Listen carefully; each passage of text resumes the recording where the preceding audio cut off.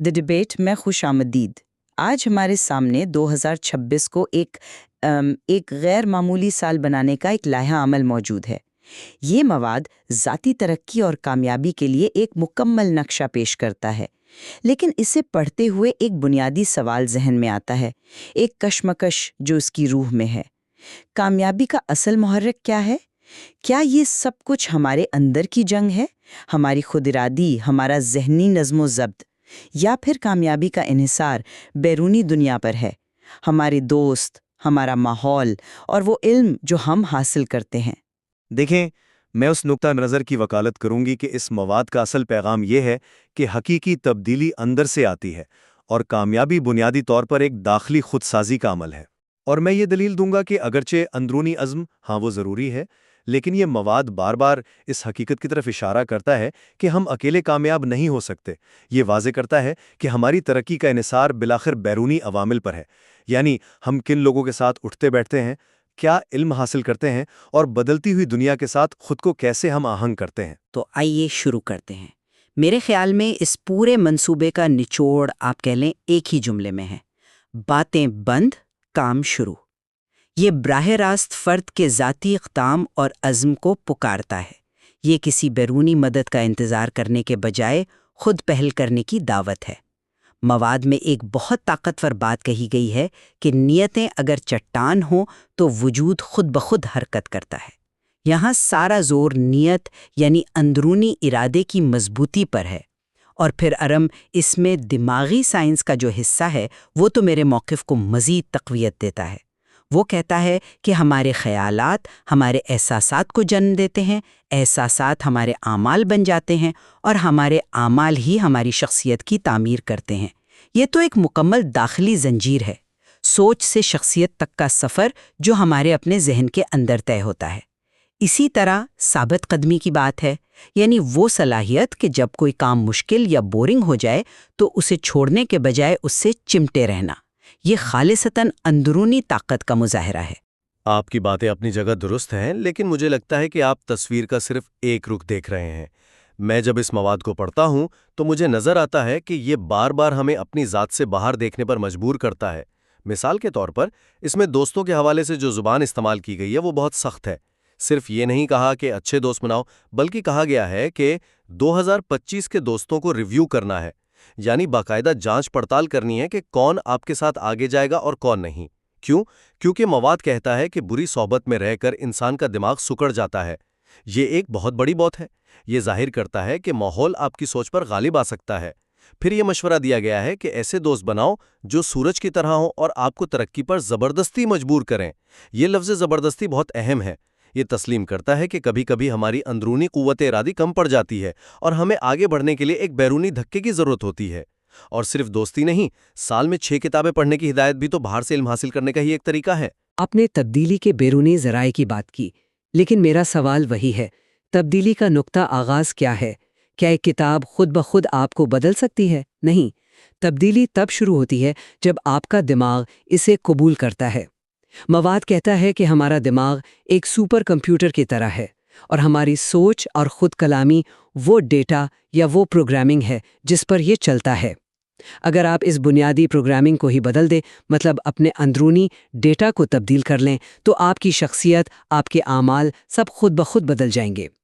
اس میں کہا گیا ہے کہ ہمارا دماغ ماضی کے تجربات کی بنیاد پر مستقبل کا اندازہ لگاتا ہے، تو جب تک آپ اپنے اندر کی کہانی کو، اپنی اس پروگرامنگ کو دوبارہ نہیں لکھیں گے، تب تک باہر کی دنیا کی کوئی کتاب، کوئی دوست آپ پر اثر انداز نہیں ہو سکتا۔ پہلا قدم ہمیشہ اندرونی ہوتا ہے۔ یا نئی پروگرامنگ آتی کہاں سے ہے؟ کیا یہ خلا میں پیدا ہوتی ہے؟ نہیں، مواد خود اس کا جواب دیتا ہے۔ یہ نیا ڈیٹا ان 6 کتابوں سے آتا ہے جو آپ پڑھیں گے۔ یہ ان سورج جیسے دوستوں کی باتوں سے آتا ہے جن سے آپ متاثر ہوتے ہیں۔ یہ ان نئی مہارتوں سے آتا ہے جو آپ سیکھتے ہیں۔ ان بیرونی ذرائع کے بغیر اندرونی خود کلامی صرف پرانے گھسے پٹے خیالات کی بازگشت بن کر رہ جائے گی۔ آپ صرف اپنی سوچ کے بلبوتے پر نئی سوچ پیدا نہیں کر سکتے۔ دماغ کو اپ گریڈ کرنے کے لیے نیا سافٹ ویئر باہر سے ہی ڈاؤن لوڈ کرنا پڑتا ہے۔ تو آپ جسے پہلا قدم کہہ رہی ہیں وہ دراصل بیرونی اثرات کو قبول کرنے کا نتیجہ ہے۔ یہ ایک دلچسپ نقطہ ہے، لیکن پھر بھی میں سمجھتی ہوں کہ ان بیرونی اثرات کا مقابلہ کرنے کی صلاحیت بھی اندر سے ہی آتی ہے۔ آئیے ماحول اور انفرادی عزم کا موازنہ کرتے ہیں۔ مواد میں کوئلے کی مثال دی گئی ہے کہ وہ شدید دباؤ اور درجہ حرارت برداشت کر کے ہیرا بنتا ہے۔ یہ کس چیز کی علامت ہے؟ یہ فرد کی اندرونی مضبوطی، اس کی برداشت اور اس کی لچک کی علامت ہے۔ اس کا مطلب ہے کہ فرد کا عزم ماحول پر حاوی ہو سکتا ہے۔ اگر آپ اندر سے مضبوط ہیں تو بیرونی دباؤ آپ کو توڑنے کے بجائے آپ کو ہیرا بنا دے گا۔ ثابت قدمی کا تصور بھی یہی ہے۔ جب حالات مشکل ہوں، جب کام بورنگ ہو جائے، تب بھی ڈٹے رہنا۔ یہ خالصتاً ایک اندرونی قوت ہے جو ماحول کے منفی اثر کو زائل کر دیتی ہے۔ اگر آپ کا اندرونی قلعہ مضبوط ہے تو باہر کی کوئی توپ آپ کا کچھ نہیں بگاڑ سکتی۔ دیکھیے، میں اس سے مکمل طور پر اتفاق نہیں کر سکتا۔ کوئلے والی مثال اپنی جگہ، لیکن مواد میں صحبت کے بارے میں جو زبان استعمال ہوئی ہے وہ اس کے بالکل برعکس تصویر پیش کرتی ہے۔ میں پھر اسی لفظ پر آؤں گا، زبردستی۔ ایسے دوست جو آپ کو ترقی پر زبردستی مجبور کریں۔ یہ لفظ بذات خود اس بات کا اعتراف ہے کہ کبھی کبھار انفرادی عزم کافی نہیں ہوتا۔ آپ کو ایک ایسے بیرونی نظام کی، ایک ایسے سماجی دباؤ کی ضرورت پڑتی ہے جو آپ کو ٹریک پر رکھے۔ اور اس سے بھی زیادہ سنگین بات یہ ہے کہ نیگیٹو دوستوں کے بارے میں کہا گیا ہے کہ وہ آپ کی زندگی کو بے مقصد اور بے معنی بنا دیتے ہیں۔ یہ جملہ تو سیدھا سیدھا کہہ رہا ہے کہ ماحول آپ کے انفرادی عزم پر غالب آ سکتا ہے۔ اگر ایسا نہ ہوتا، اگر اندرونی قلعہ اتنا ہی مضبوط ہوتا، تو بری صحبت سے زندگی بے معنی کیوں ہو جاتی؟ یہ دوستوں والی بات ذاتی طور پر مجھے بہت صحیح لگتی ہے۔ میں نے خود محسوس کیا ہے کہ جب میں ایسے لوگوں کے ساتھ وقت گزارتا ہوں جو بڑے خواب دیکھتے ہیں، تو میری اپنی سوچ کا دائرہ بھی وسیع ہو جاتا ہے۔ یہ کوئی تھیوری نہیں، یہ ایک حقیقت ہے۔ آپ ماحول پر قابو پانے کی بات کر رہے ہیں، جو ایک اہم نکتہ ہے۔ لیکن سوال یہ پیدا ہوتا ہے کہ اس ماحول میں رہتے ہوئے ہم اپنی توانائی کو بہترین طریقے سے کیسے استعمال کریں؟ یہیں پر مواد کی سب سے بڑی حکمت عملی یعنی توجہ یا فوکس سامنے آتی ہے۔ مواد یہ مشورہ دیتا ہے کہ اختیارات کو کم کر کے ایک چیز پر توجہ مرکوز کی جائے۔ یہ ایک خالصتاً داخلی نظم و ضبط کا عمل ہے۔ باہر کی دنیا میں ہزاروں خلفشار ہیں، ہزاروں مواقع ہیں، لیکن آپ اندرونی طور پر یہ فیصلہ کرتی ہیں کہ اپنی ذہنی توانائی کہاں صرف کرنی ہے۔ آپ 10 چیزوں کے پیچھے بھاگنے کے بجائے ایک چیز کا انتخاب کرتی ہیں۔ یہ انتخاب اور پھر اس پر قائم رہنے کی صلاحیت، یہ تو مکمل طور پر ایک اندرونی فیصلہ ہے۔ اس کا بیرونی دنیا سے کیا تعلق ہے، اور بہت گہرا تعلق ہے۔ آپ ٹھیک کہہ رہے ہیں کہ توجہ مرکوز کرنا ایک اندرونی عمل ہے، لیکن کس چیز پر توجہ مرکوز کرنی ہے اس کا تعین تو بیرونی حالات کرتے ہیں۔ مواد میں دی گئی مثالیں خود اس بات کا ثبوت ہیں۔ طلباء کو یہ مشورہ کیوں دیا گیا ہے کہ وہ اپنی تعلیم کو مصنوعی ذہانت یعنی AI سے جوڑیں؟ کیا یہ ان کی کوئی اندرونی خواہش ہے؟ نہیں، یہ مستقبل کے جاب مارکیٹ کا ایک بیرونی تقاضا ہے۔ اسی طرح پیشہ ور افراد کو نئی مہارتیں سیکھنے کو کیوں کہا گیا ہے؟ تاکہ ان کی آمدنی بڑھے اور وہ ترقی کریں۔ یہ اہداف اندرونی خواہشات سے زیادہ معاشی اور تکنیکی دنیا کے بیرونی دباؤ کا جواب ہے۔ توجہ ایک گاڑی کی ہیڈ لائٹس کی طرح ہے۔ آپ فیصلہ کرتے ہیں کہ انہیں آن کرنا ہے، لیکن سڑک تو باہر کی دنیا ہی فراہم کرتی ہے۔ آپ اندھیرے میں ہیڈ لائٹس جلا کر کہیں نہیں پہنچ سکتے۔ آپ کو حقیقت کی سڑک پر ہی چلنا پڑتا ہے۔ ٹھیک ہے، مان لیا کہ اہداف کا تعین بیرونی حالات سے متاثر ہو سکتا ہے، لیکن ان اہداف کو حاصل کرنے کا طریقہ کار؟ میرے خیال میں مواد اس حوالے سے ایک انقلابی اندرونی تبدیلی کی بات کرتا ہے۔ یہ کہتا ہے کہ آپ اپنی شخصیت کا انتخاب کر سکتی ہیں، آپ فیصلہ کر سکتی ہیں کہ آپ نے کیا بننا ہے، اور پھر خود کلامی کے ذریعے اسے حقیقت بنا سکتی ہیں۔ یہ جملہ کہ خود کو بدلو، سال تو ہر سال بدلتا ہے، ایک مکمل داخلی انقلاب کا پیغام ہے۔ یہ کوئی بتدریجی عمل نہیں، یہ ایک لمحے میں فیصلہ کرنے اور اپنی ذات کو یکسر بدل دینے کی دعوت ہے۔ یہ ایک اندرونی بغاوت ہے اپنے پرانے آپ کے خلاف۔